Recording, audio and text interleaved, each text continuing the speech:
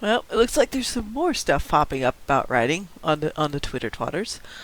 Um, One user saying, "Last Snow Leopard." They're saying that character arcs have existed for as long as stories have been told. It's a journey, an internal or an external struggle. It's growth.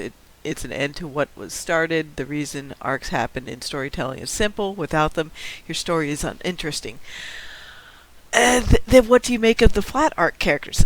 That because nowadays people are pretty much the overall air quote popular thing is that the character must have some sort of arc. They must change in some way. When in reality, flat arc characters already know who and what they are and what their goal is. Uh, Not everybody needs to have a personal growth arc.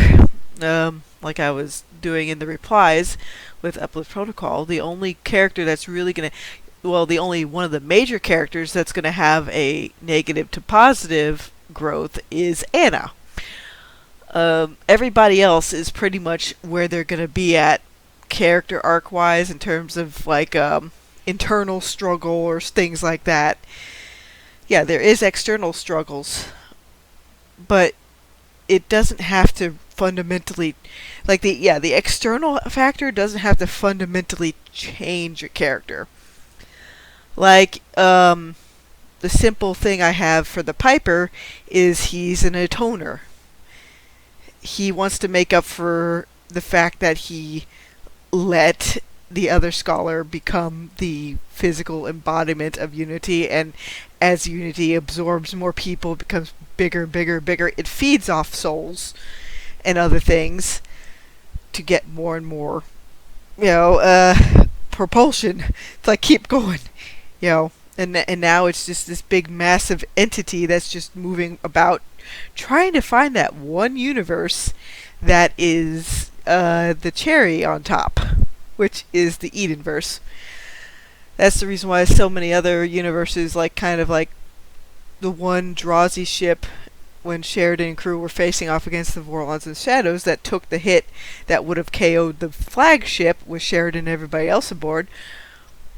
Well, some universes are doing the equivalent to keep Eden hidden until Eliza and her brother can go full form and KO the enemy, that sort of thing. But the biggest thing, not all character arcs have to have the character change in personality or whatever goal or truth they have. They don't always have to have some sort of epiphany or something absolutely horrendous happen to them. They don't always have to have that. That's the reason why some of the old pulps with the more serial format is you just see the flat arc character, the static character, which again is not a bad thing. It's all up to a reader's preferences. Some readers think, like, this guy, where, it has to change somehow. Like, otherwise the story is uninteresting. It's kind of like the whole narrative tension thing. Some readers' interest will be picked up if they know everybody can die, and some are rather just there for the adventure and like, the character thinks they're in peril, but they're not. It's sort of like, you just want to see how they get out from under. And hopefully Twitter won't do the usual thing and like, well, I'm gonna protect my tweets. It's like, I stand by all the opinions I put on Twitter. So that's just that. Mm-hmm. The thing that a lot of modern books prioritize, like I was saying in a bit of this thread, they'll basically start the character off as extremely unlikable with a multitude of flaws to make them air quote relatable, and then they're just on the constant I must overcome this fatal flaw seesaw, so that way various factions don't accuse them of becoming, this is too much of a power fantasy, this is a Gary Stu, this is a Mary Sue, like, this character arc isn't engaging because they don't change at all. Um, trying to think of another example where I see like, okay, even in Narnia with like the magician's nephew, Aslan pretty much stays consistent. You know, he is what I would consider a flat arc character, where you can see the changes in other characters around him. Um, I would say uh, Polly is pretty consistent. She doesn't have an overall character arc where she changes at the end. Um, the the first king and queen of Narnia, pretty much consistent. Jadis, consistent. You know, the consistent evil character, doesn't have an overall redeeming arc at all. I guess it's just because with postmodernistic storytelling, it's become like where it's like you have to have this in this and this in this thing to make it engaging to this postmodernist environment. It's like, no, I don't. I mean, I think that's part of the reason why I kind of drifted away from most moral gray goop stuff.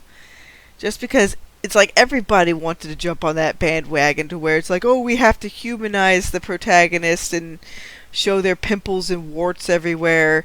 And it's gotten to the point where that's like 80 to 90% of the stuff that's out there. That's the reason why I am on a constant quest for the superversive. And right now, there's a handful of sites that are really genuinely promoting this. I'll probably link it again below just so people can check that out if you want to see some writers who are doing superversive things. But it's a case of like where we have to try to get the pendulum to flow back towards, you know, it's okay to have simplified story setups, simple character motivations, simple good versus evil, simpler conclusions. You don't have to go all the way out there. It's okay to be straightforward and genuinely build up the foreshadowing and everything else. That's all there is to it. There will be different people that have different wheelhouses and preferences, so a lot of times that stuff might not overlap. You know, one reader's gold is another reader's trash. Again, take the dynamics between what I want and what is in ascendance right now. You know, deconstruction, Watchmen, Game of Thrones type of stuff, The Boys, and everything else. It's like that is what's being hammered home constantly in all sorts of forms of entertainment, which is kind of like sucking the air out of the room for me, and that's why I keep on writing. I just took this short break and had some iced coffee because I'm going to continue on my Uplift Protocol quest. I guess that's it for this thing. Just another little ramble for today. Maybe I'll even put it up on Minds and then load it up on YouTube later. See you later, everybody.